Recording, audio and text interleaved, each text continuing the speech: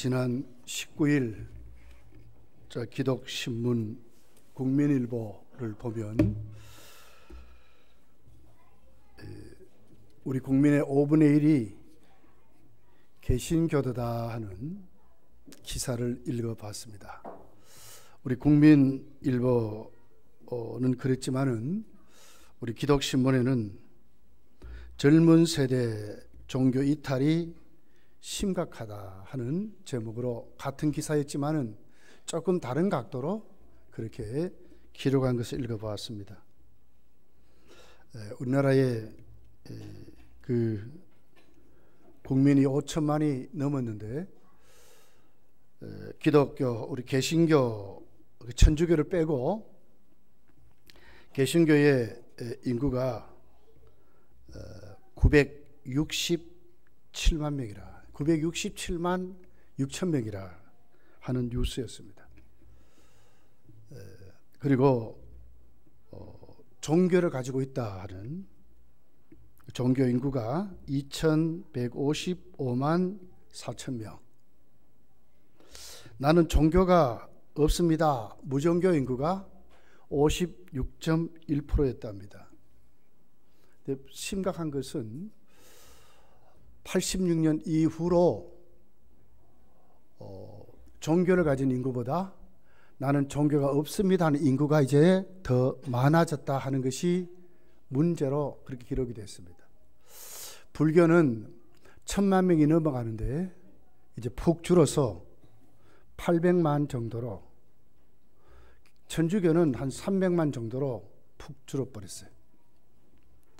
그래도 우리 기독교는 올해 한 120만이 늘었다 하는 그런 뉴스를 보면서 실질적으로 늘은 것이 아니라 과거에 천주교로 인구를 잘못 계산해 가지고 우리 개신교는 그래도 1,000만 명 수준은 유지하고 있다 하는 뉴스였습니다. 근데 문제는 우리 교단 기독신문을 보면 거기에 대한 문제를 지적하는데 기독교 교육의 부재다 하는 뉴스였어요. 다시 말하면 주일학교가 형편없이 줄어간다는 거예요.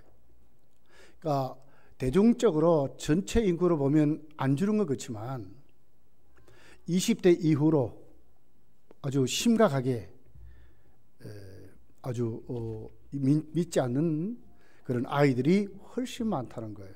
그래서 믿는 자의 아이들의 수가 근한 20%에서 30% 안팎에 있다는 거예요. 그러니까 70% 이상이 아이들이 종교가 없다 그렇게 말한다는 거예요. 이제 몇 세대만 지나가면 대한민국은 무종교 나라가 될지도 모른다. 종교가 없는 나라가 될 수도 있다 이렇게 말했어요.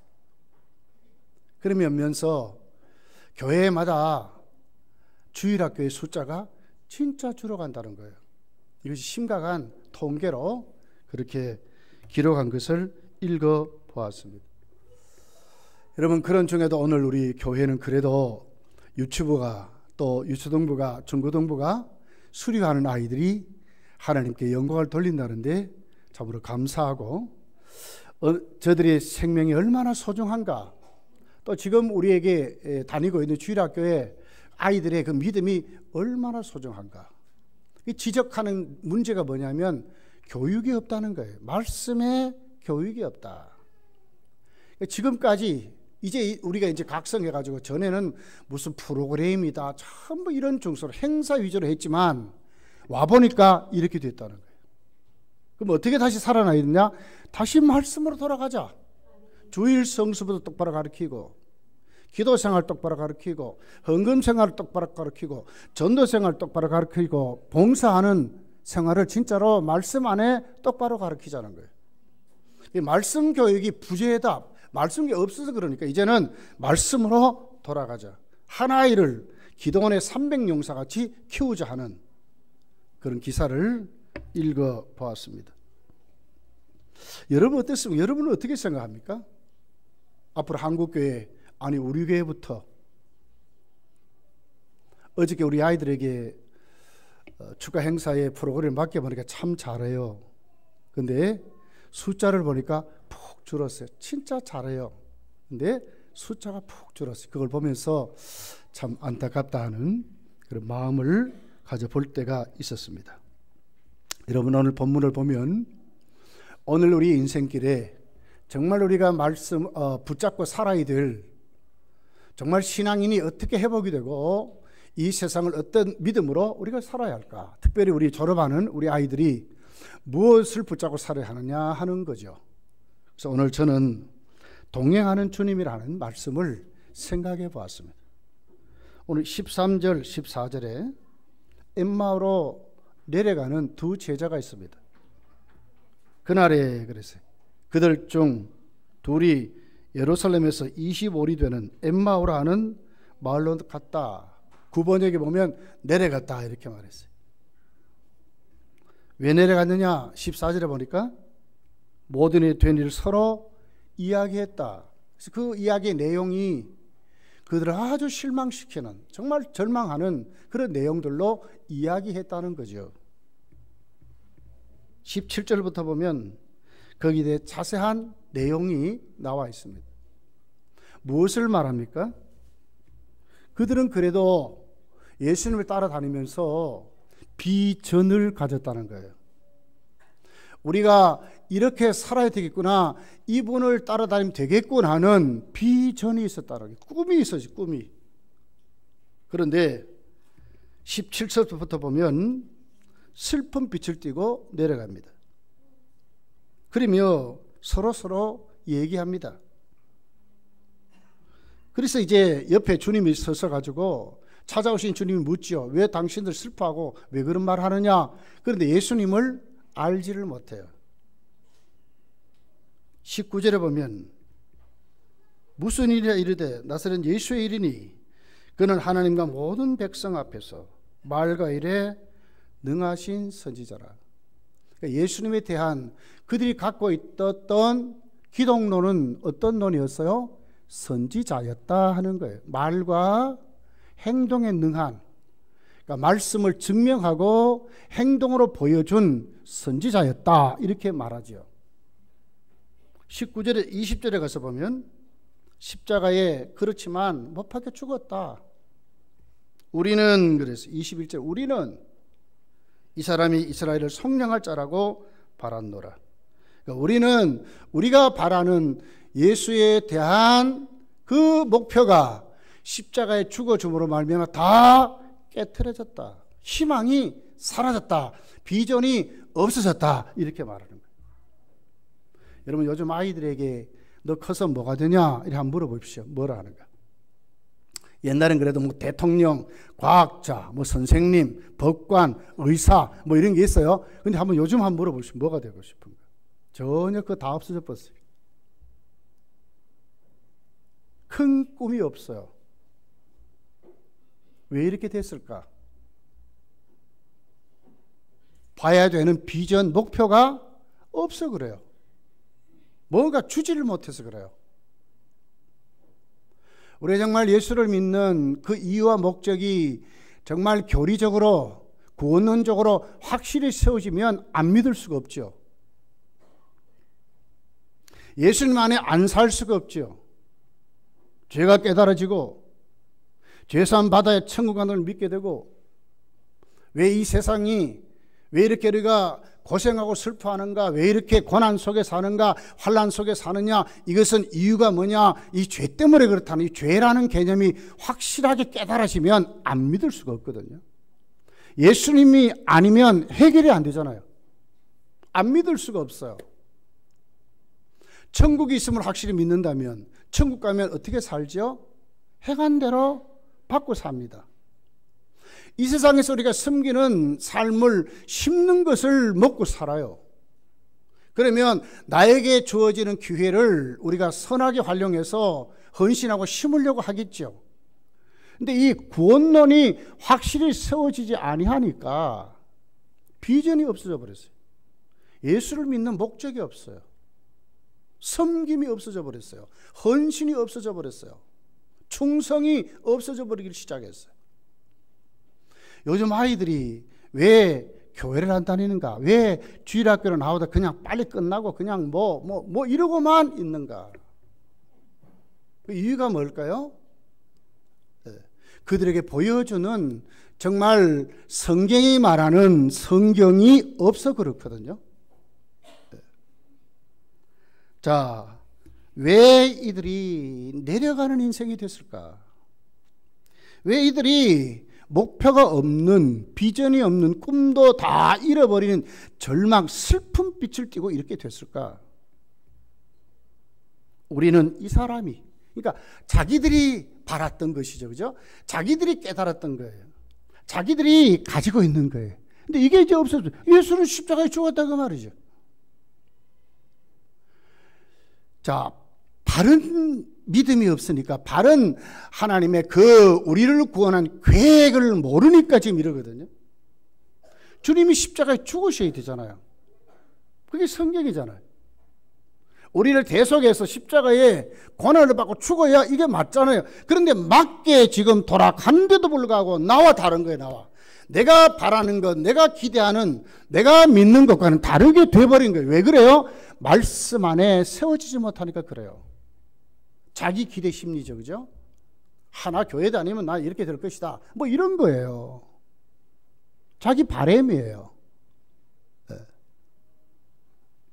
그러면서 이렇게 얘기하죠. 19절에 나사렛 예수의 이르니 그는 하나님과 모든 백성 앞에서 말과 일에 능한 선지자라. 주님을 똑바로 몰랐어요. 또 이는 사형 판결에 넘겨 십자가에 못 박아 죽었다.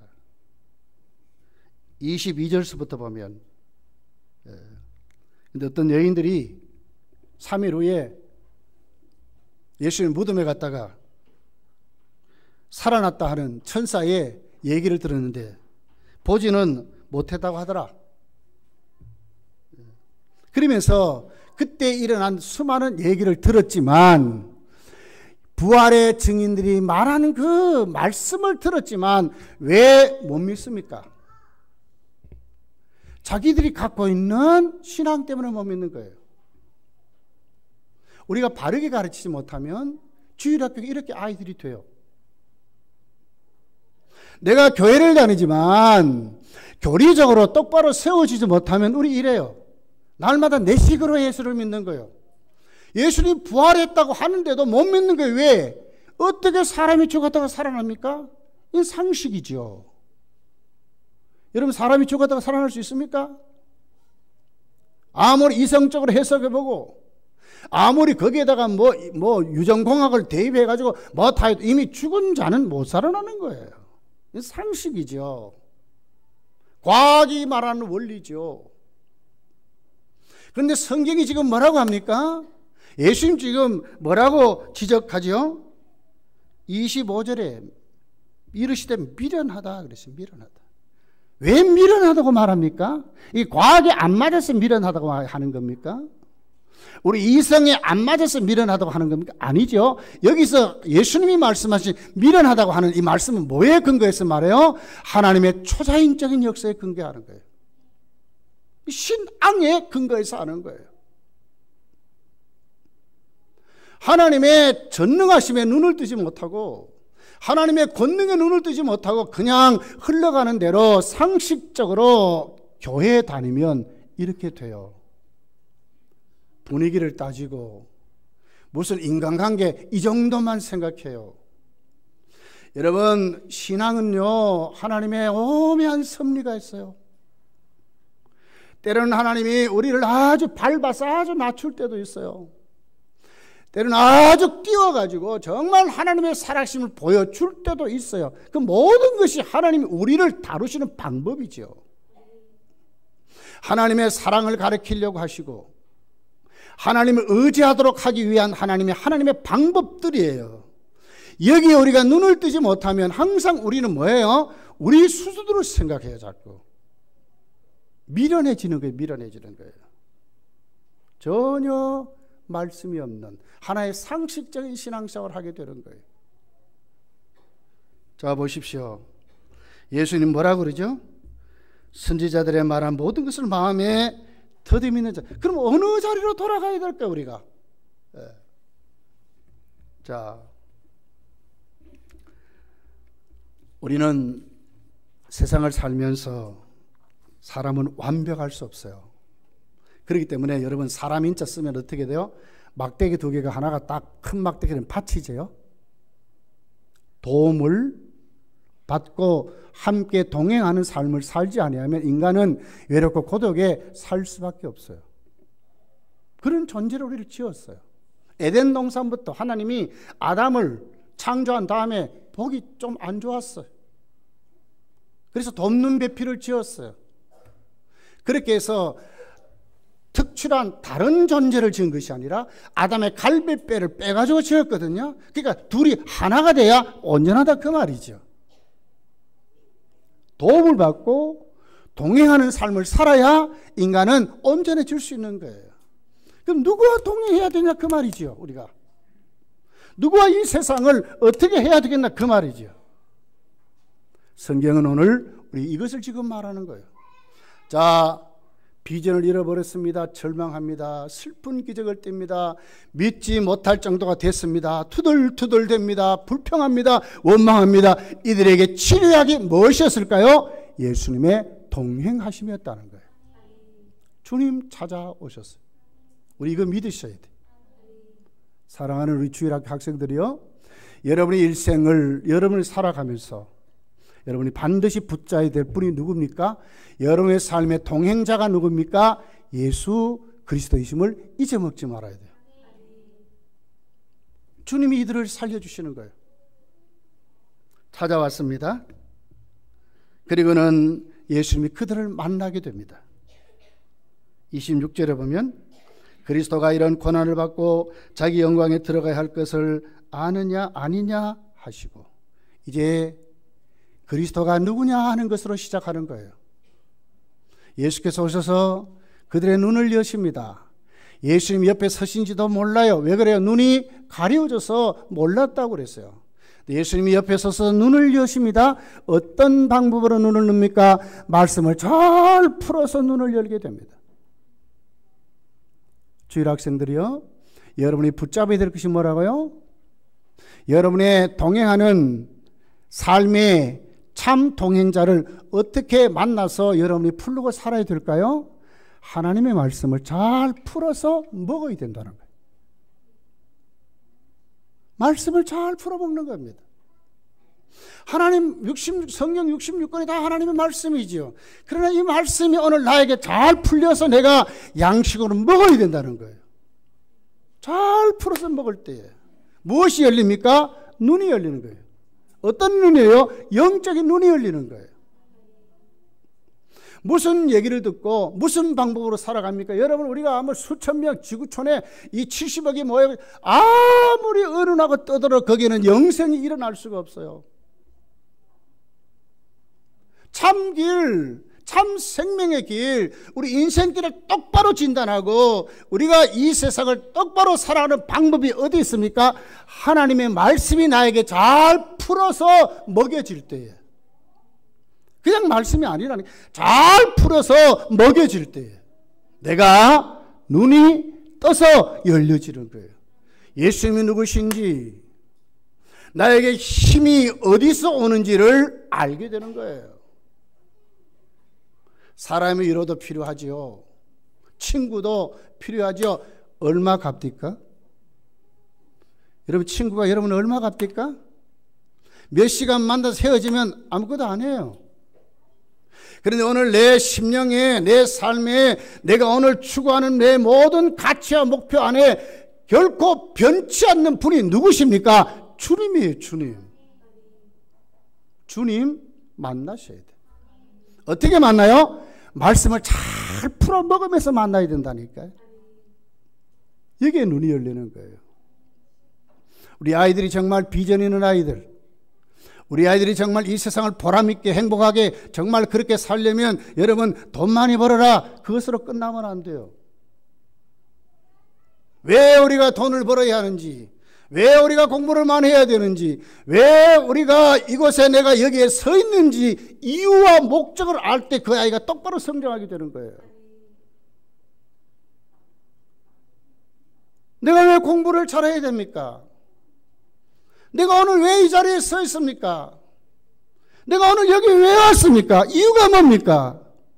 하나님이 오늘 나를 여기 보냈다고 믿을 때에 내가 왜 공부를 잘해야 되느냐? 주의 영광을 위해서 내가 그 자리에 가서 예수 믿는 사람으로 하나님께 그의 이름을 높이고 믿는 자의 영향력을 주는 사람이 된다고 할 때에 그 사람 인생이 보람있고 희망이 있는 거예요.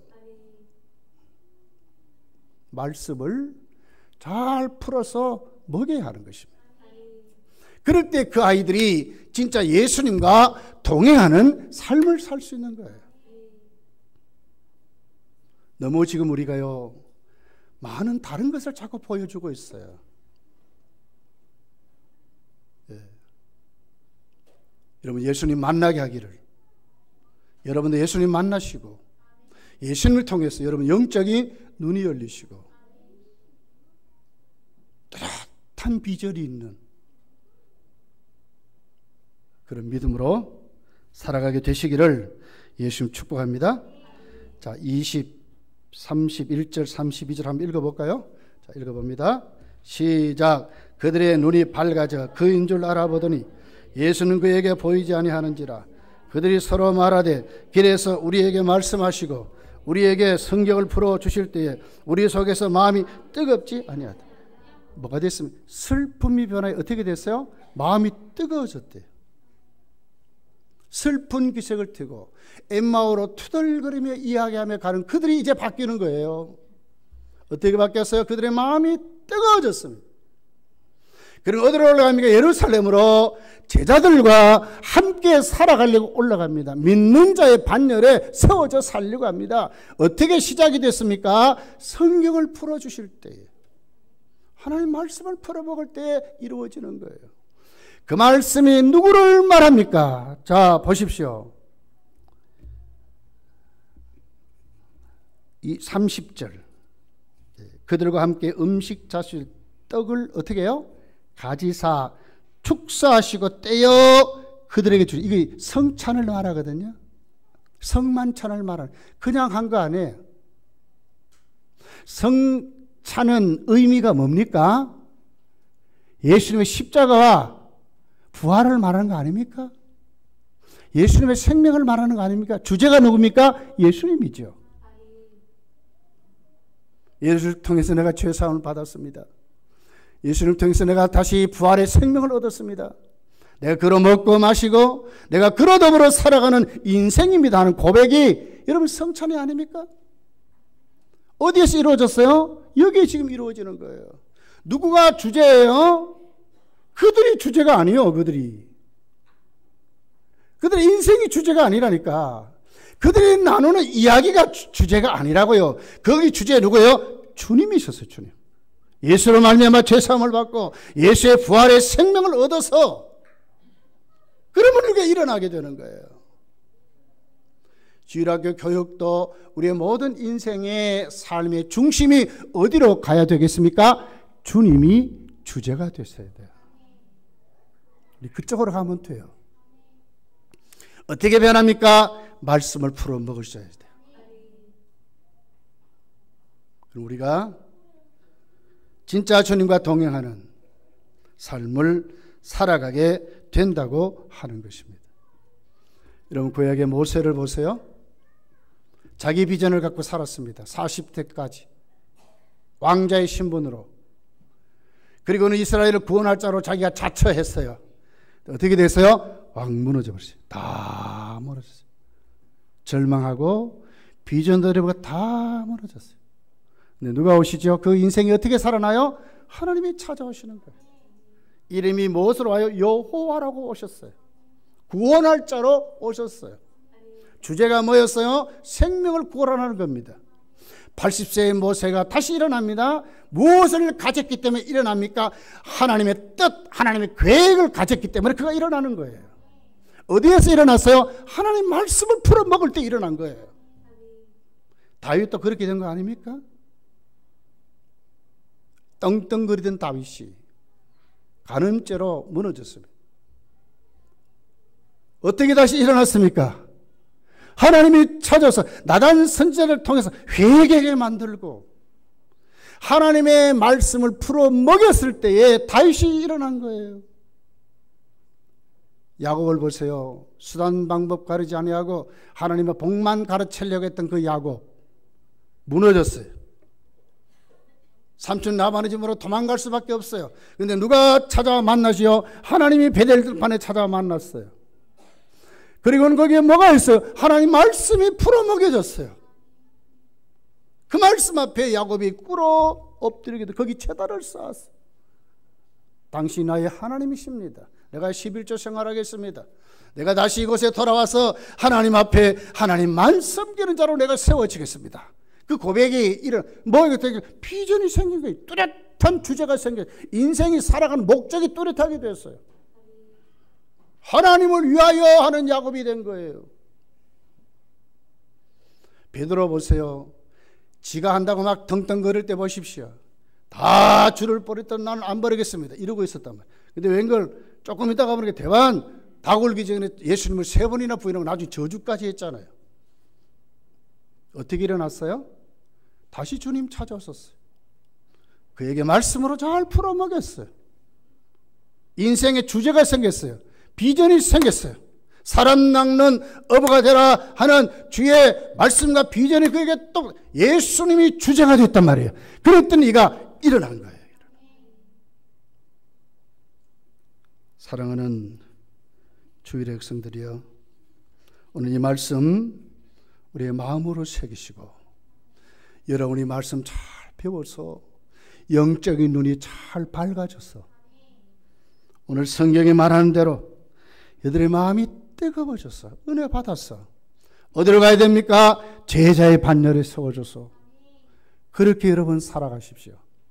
그것이 여러분을 향한 하나님의 거룩한 계획이고 뜻입니다. 그런 믿음으로 세워지시기를 예수님 축복합니다. 기도하겠습니다.